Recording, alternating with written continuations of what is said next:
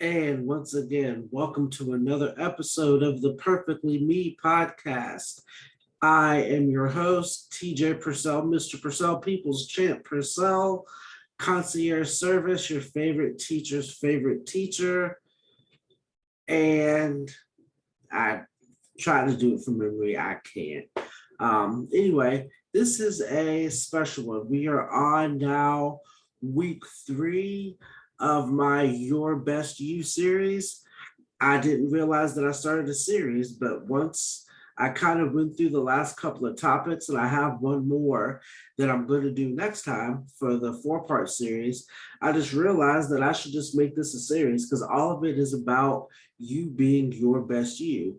And one of the things I've been told I'm really good at is helping people be their best version of them.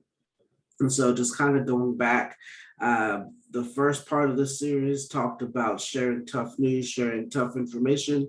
The second part of the series, which was last time, talked about the benefits of therapy and helping other people out through allowing them to be their best them.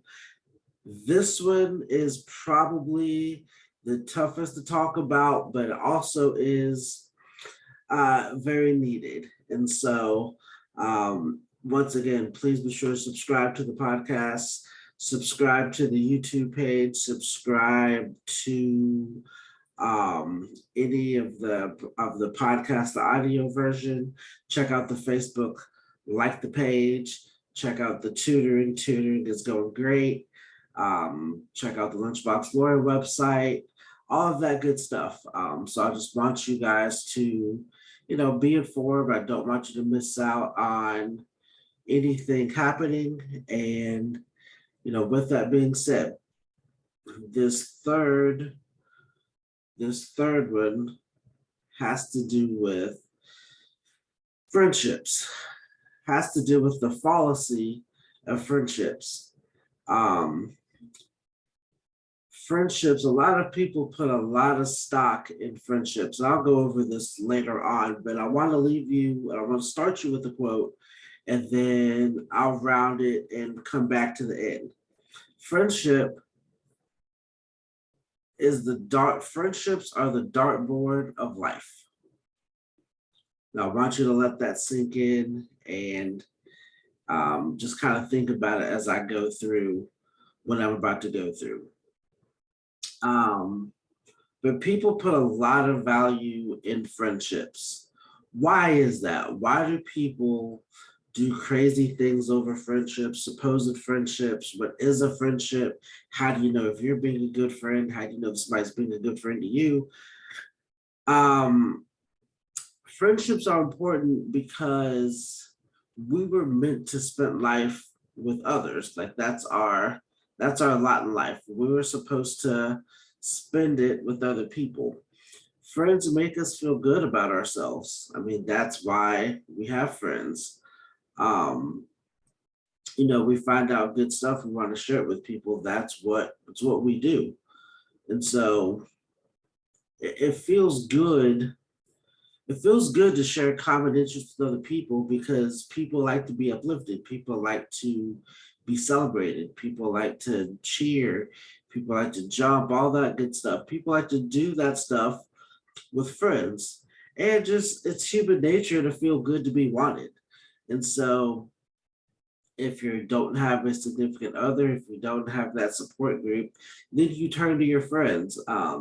This is why sorority, fraternity, um, gang, gang initiations. This is why people go through the crazy hazing stuff, although you can't haze, but the crazy hazing stuff that they go through, because it's all a tool to say, if I do all of this, you will accept me and you will like me. And so the value of friendships is inherently deep in what we want to do. However, putting value in friendships also sets you up for failure.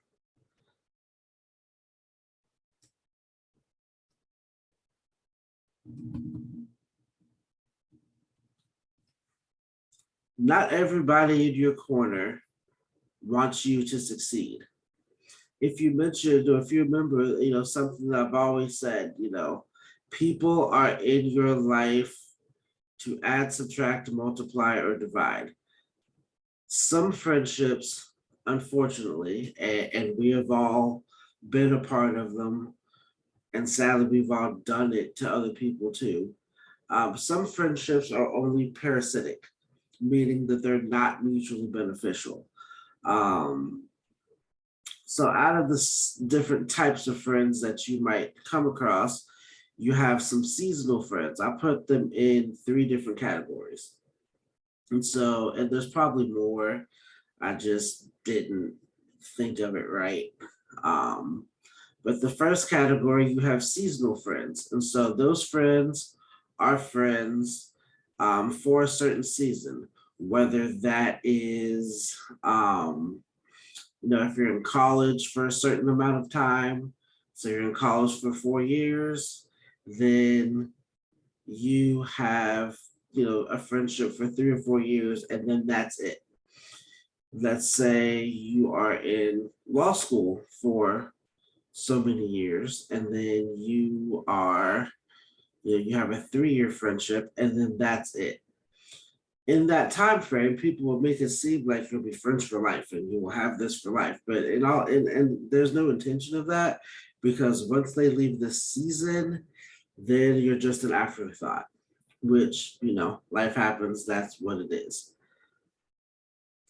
Smaller than that, you have what's called convenience friends. And these are friends that only benefit you. I'm sorry, these are friends that only benefit them when they want to be benefited. And this is the toughest kind to see. I can say I have some convenience friends. I have people who only contact me when they need something, and then that's it. Um, it stinks, but the more that you realize it, and the more that you're upfront with it, the more that you know this is what it is, it makes life better. Because another quote that I say, happiness is a function of realistic expectations. And if you're realistic about what's going on, then, it's not so bad. So, case in point, what does a convenience friend look like? Um, let's say you need help moving, and somebody needs to borrow your truck. So they're like, hey, he has a truck, let's call him.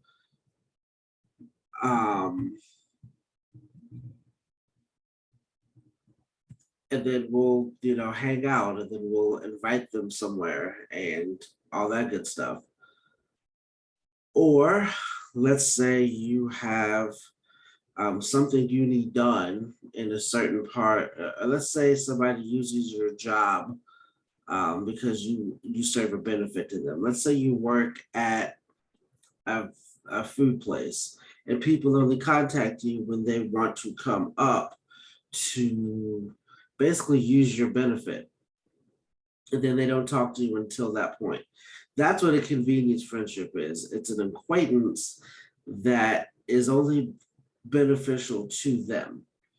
And so sadly, it's happened to me a lot. It's happened to me a lot through the years. The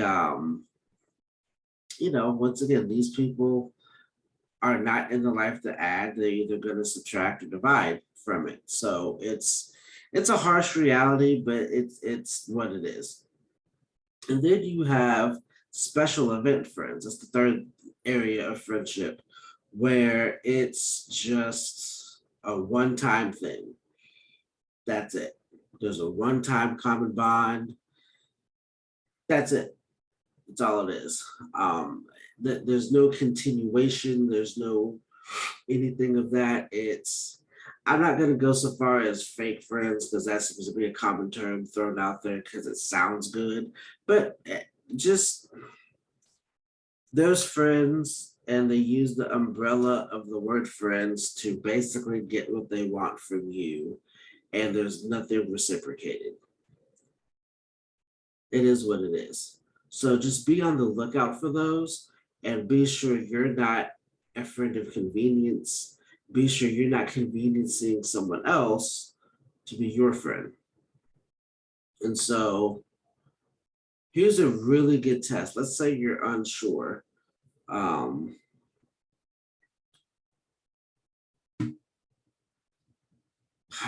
um, how can you tell the type of friend you are, or how to test the type of friend you are, and how to test who are good friends to you? So I actually do this test often, which is amazing, but it's also eye-opening and could be somewhat disheartening for some. So one way to do this, take a step back and don't contact that friend first. Let's see how many friendships still happen. Let's see how many friendships still carry on. You'll notice if you're not the one holding it together, then a lot of so-called friendships just disappear. And then you go 6 months without talking to people. And then they didn't really weren't concerned about you because, well, it's just not it. Let's say who actually, another test, let's see who actually invites you to places. Let's see who actually invites you to go somewhere. Even better, to take that a step further, who invites you to things that you actually like, not what other people like that you just tag along. And so a lot of people I've noticed, and being back in school and being in the education system, as from both ends of it, there's a lot of people forcing themselves to events, and why? They don't want you there. You just made yourself available, and then it's just now you're just wasting time. And so see who actually does that. Sometimes that means you don't go out on a Friday night because, well, harsh reality is people didn't invite you. Or, sometimes that means you go somewhere by yourself. Okay.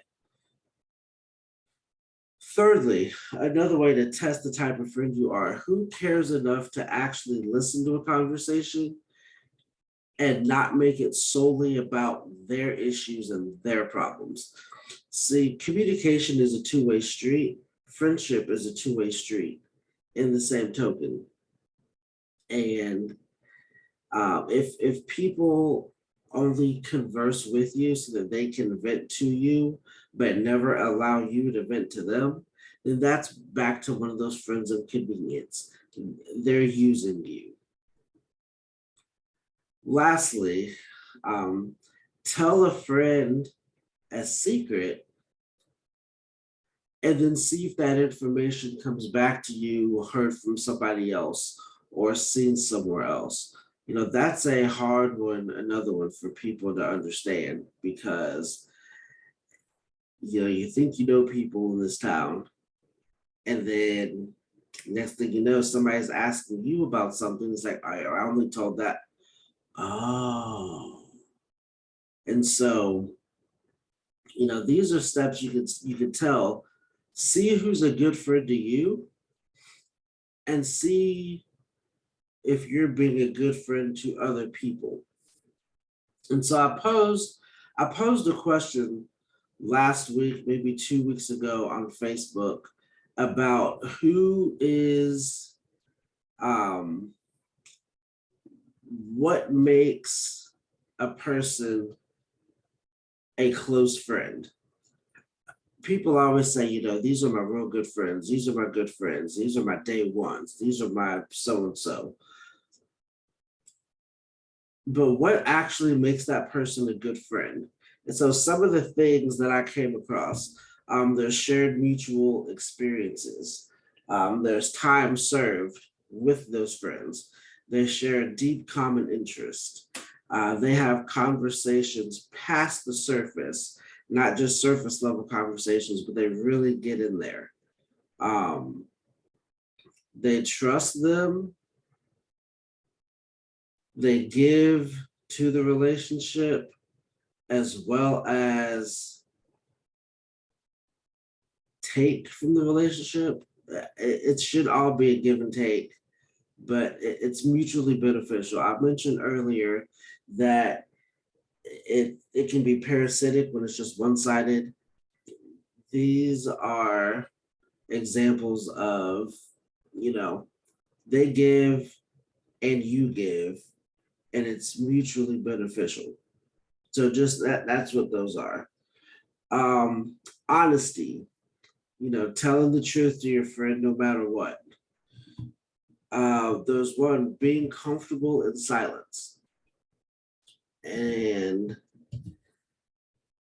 there's some others I can't think of, but I know for me, I have a close group of friends in different locations, but these are my friends for life. And I know they are because we have those shared experiences. We have those times where we really have shared some things, and I'm very thankful for them. They pass all these tests.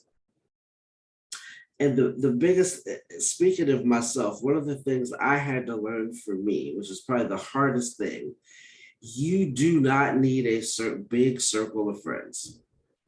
You do not need a big circle of close friends. It's mathematically impossible to have a big circle of close friends because then you're not close to a big circle. So for me, I had to learn this the hard way. I had a huge circle of what I thought were close friends. We shared things, or I shared things, or we show up to things. And it's anyway. So there, I had a huge circle of what I thought, that was it. But unfortunately, when you need that close circle of friends, you expect close friends to be in a different tier than other friends. When that close circle of friends don't do certain things when you need them the most, then they have removed themselves from that friendship. That's on them. Unfortunately, some of those people just pretended to be close friends so that they could be in the know of some gossip, of some tea, so that they could run tell to other people. Not everybody in your circle wants you to do good. Some people enjoyed my personal failures just to make themselves feel better. Watching me get knocked off a pedestal brightens other people's day. Um, it is what it is. Those people are no longer a part of my life, and that's okay. Some use my gifts to benefit them with no plans of repercussion at all. And so, by nature, what happened when I had all of these so called close friends, because there are so many of them, it took attention away from what was supposed to be my inner circle. And this is going to bring back something I said at the start of this podcast. Friendships are the dartboard of life, because all of your energy should be aimed at your inner circle. There will be a few in the outer circles that matter more than the others. In the dartboard, you have some double score, you got some triple scores. So naturally, some friends outside of your inner circle will be very important to you. Sometimes you'll throw a dart and not even hit the board. Sometimes you'll give efforts and won't make a mark on the board. But every time you throw a dart, your goal is to try to hit the bullseye. The bullseye is where your inner circle lies. The bullseye is the aiming point of every dartboard thrower because it's that important. Matter of fact, the whole design of the dartboard in and of itself is centered around the bullseye. And so your life choices, your life goals should be centered around your inner circle. My inner circle, I had to make some decisions and some realizations and some understandings that, my family is my inner circle. My immediate family, my wife and my children are my inner circle. Those people, I will do nothing, I will go to the ends of the earth for. And there's no question about it. And I know that they will do the same for me.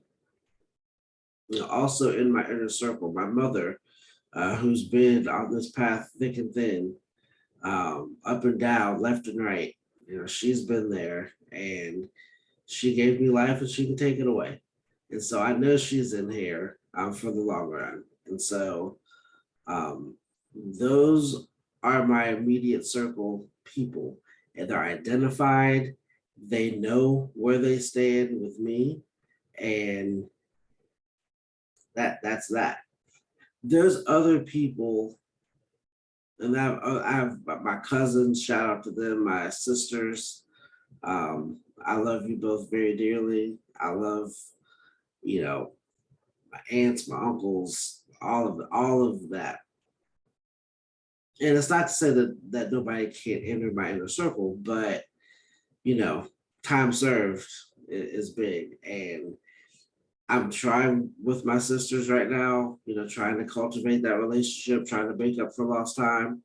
I do love you both very dearly, and um, I am working on that. I promise you, I am. But then there's other people, who aren't in the dartboard, and that's fine. There's people trying to line up to get there, but no, it's just not. And so everything when dealing with friendships, there should be a hierarchy of those type of people, and you need to be okay with that. But TJ, I have no friends. That might be more of an internal problem for you. Ask yourself why you don't have friends. Do you shut them out? Are you judgy? Do you not give other people a chance? Are you too opinionated? Do you enjoy being alone? A plethora of reasons for that. There are plenty of opportunities to find people with common interests. You have gym, you have work, you have school, you have concerts, you have Comic Con, you have Infinity Con, so on and so forth. And so use those opportunities to create times with other people. I'm not saying you have to, have a slumber party and hang out to the wee hours of the morning, but it's important to have people to confide in. Friendships are important.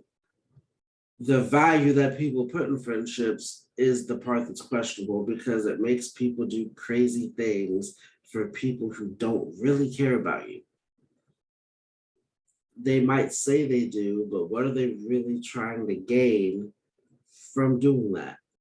And so I wanted to just talk about the fallacy of friendships, because there's a lot of people who will claim to be your friend and they're not. They either want something from you, you benefit them, you help them out, you do something, and then they throw around the word friend and they're just not. Now, the one caveat to this, there's one small thing that kind of supersedes all of this. And that's when you have a bond, a friendship so close that you don't have to talk to those people, that when you see those people in person, you just continue as if you saw each other the other day. I have a really good friend who works in a job where he's not always available to catch up. I would not say his name for the purposes of privacy, so to speak. but he knows who he is if he's listening. Uh, he probably one of the best friends I've had, and whenever we do get a chance to catch up, it's just like nothing. No, we just don't skip a beat. So analyze your friendships. I want to leave you this before I close. Analyze your friendships. Take a deep look at your friends. Do you have people that's a support group? Do you have people that used to be your support group, but then they just kind of fell off? Do you have people that you talk to a lot, but then now you don't ever hear from them? Um, People try to say, some friends are too busy to contact other people. They're contacting somebody because they do, and you just didn't make the cut. As long as you know that, acceptable with that, that's okay. Some people, you know, some people are just waiting for a message they're never going to get. The earlier you can establish who was what, it'll make your life better. So, the fallacy of friendships. Leave a comment. Tell me what you think. Our friendships really the dartboard of life. Um, do you have close friends? Do you have friends you didn't have? You have friends you found out weren't your friends. You have friends that were using you. Leave a comment below. Email, um, message, anything. Just I like to hear from you, especially on this topic, because this is a tough topic.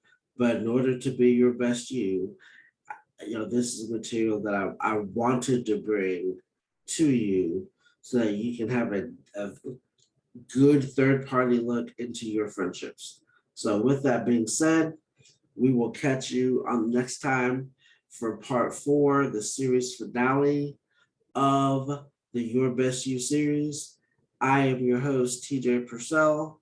Thank you for listening to the Perfectly Me podcast. Listen, enjoy, share.